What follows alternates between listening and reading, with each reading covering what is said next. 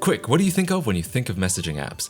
Discord, iMessage, Instagram, kind of? But in the late 90s, before Discord, before Skype, even before MSN, there was AIM, the AOL Instant Messenger.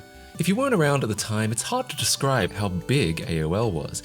During the dial-up era, America Online rose to become the dominant and most recognizable internet service provider in America. I mean, even my family had it and we were in Australia. For a lot of nascent internet users, AOL was the internet. America Online, a new way to use your computer. The idea for AIM, a free instant messenger that could be used even by non-AOL subscribers, came not from the higher-ups at AOL, but from a handful of internal developers who just wanted something like that to exist. Naturally, when the team showed it to the AOL executives, they were not impressed. A completely free and publicly available chat program went against AOL's entire business model. In fact, likely the only reason AIM saw the light of day at all was because AOL's internal product team had highly approved of it. Begrudgingly, AIM was released in May 1997, but there was no announcement, no fanfare, not even a web page telling people about it. Instead, it was just uploaded to one of AOL's public FTP servers. We live in such a different era now that the thought of any program becoming a success after being released this way is almost inconceivable. But back then, when the majority of internet users were computer nerds and AOL was such an omnipresent force on the internet, this was enough to start a chat revolution. The night of its release, AIM already had nearly 1,000 users, and for the next few years it would only keep growing. Despite competition from Microsoft, Yahoo, and even other AOL-owned software like ICQ, AIM grew to become the dominant chat system in the US. By 2006, it represented more than half of all instant messaging use in the country. Even Apple's first iteration of iChat, with full endorsement of AOL, used AIM on the back end via its proprietary Oscar protocol, and continued to support it until the early 2010s. The point is, for something that barely gets talked about nowadays, AIM was a huge deal. What ultimately killed it was what killed a lot of mainstays of the early internet, the rise of social media followed by the rise of smartphones in the early 2010s. And by then, AOL as a whole was a shell of its former self, having lost most of its internet market share with the rise of broadband nearly a decade earlier. So why are we talking about it? Well, from a historical standpoint, AIM was an extremely significant and impactful piece of internet history. It's worth talking about just for that, but also, in today's depressing world of doom scrolling and misinformation, it can be nice to go back to a simpler time when the internet was less of a tool for evil. But how do we even do that? AIM was discontinued in 2017, having been basically on life support with no development team for most of the 2010s. Well, owing to its strong cultural impact, there have been a few community attempts at reviving it, including one specific one that I want to highlight. But before we get to that, a shout out to our sponsor, PCBWay. Recently, PCBWay was kind enough to give me a tour of their factory, and I was blown away at how much work goes into making PCBs. It's easy to assume with how neat and tidy they arrive that the whole thing is just automated.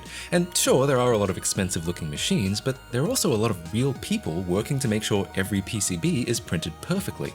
It really made me appreciate all of the work that goes into something as small as an Xbox mod chip or controller adapter. By simply uploading Gerbers to their website, you set in motion a huge process with so much technology and expertise behind it, it honestly makes my head spin. I'm amazed they can do it as cheaply as they do. So if you're ever in the need to manufacture hardware like this, I highly recommend going to PCBWay.com. Look out for a factory tour coming soon, but for now, back to AIM. While there have been a handful of attempts at reviving AIM after its closure, most notably AIM Phoenix, none of these services have ever been willing to open source their server code. You can connect to their servers, but if they ever go down, then AIM becomes completely unusable once again. This, in my opinion, is not true preservation. What if we set up our own AIM servers and do whatever we want with them? Enter Retro AIM Server, a fully open source implementation of the aforementioned Oscar protocol by MK6I, also known as Mike. Having grown up on AIM throughout the 90s and 2000s, investigating the Oscar protocol had been a long bucket list item for Mike. In 2023, needing to take a break from other work he was doing, he decided to finally try tackling it, and Retro AIM Server was born. However, Mike's initial ambitions were fairly low. He merely wanted to experiment with the protocol behind the instant messenger he so fondly remembered, so he could return to his other projects with fresh eyes. He had no plan of a large amount of people using it. Even so, within a month he had classic AIM clients logging into the server, at which point he was hooked, and soon after he had messages exchanging between users. After this, ironically in an echo from AOL's initial release of AIM, Mike uploaded the server code unceremoniously onto GitHub. And once again, with no advertising and no marketing, someone found it and tried it out. It's like poetry, so if they rhyme. That someone was friend of the channel Ramen2x, and when he and I started playing around with hosting our own server, we fell in love with the retro jankiness of AIM. Is it primitive? Sure, but it works. There's no reason you can't still use it to talk to your friends. I just love the way old chat systems let you choose your own font and colors. I mean, sure, it's ugly and it can absolutely destroy readability, but it's fun. And isn't that what hanging out with your friends is supposed to be? Fun? Our interest in the project and persistence to make it work without documentation made Mike realize how much potential a true open source AIM server had. He said, "I thought that if some people were able to engage with some half-assed code in a meaningful way, without any documentation or context, this idea might have legs." This led me to reason that because AIM had millions of active users back in the day, 36 million by one count, there are millions of people around today who have the shared experience of coming of age with AIM. Therefore, there should be a sizable nostalgia market inclined to use retro AIM server. Usually, before starting a project, Mike would have checked whether something like it already exists to ensure his work isn't redundant. But since this was a project he had started just for fun, he didn't even realize he'd technically written the first one. Well, almost. There was another called AIM Oscar server, however it was never completed and Mike's server quickly overtook it. But funnily enough, it turns out the developer behind AIM Oscar server lives in the same area, and the two have since become real-life friends. Over time, Retro AIM server has matured to support most of the classic AIM clients for Windows, as well as a handful of ICQ clients, and most of their features, so essentially you can just run your own AIM now. AIM clients even had the built-in ability to specify a server to connect to, which I think was supposed to be used for proxying, but means no modifications are required for you to host and use your own AIM.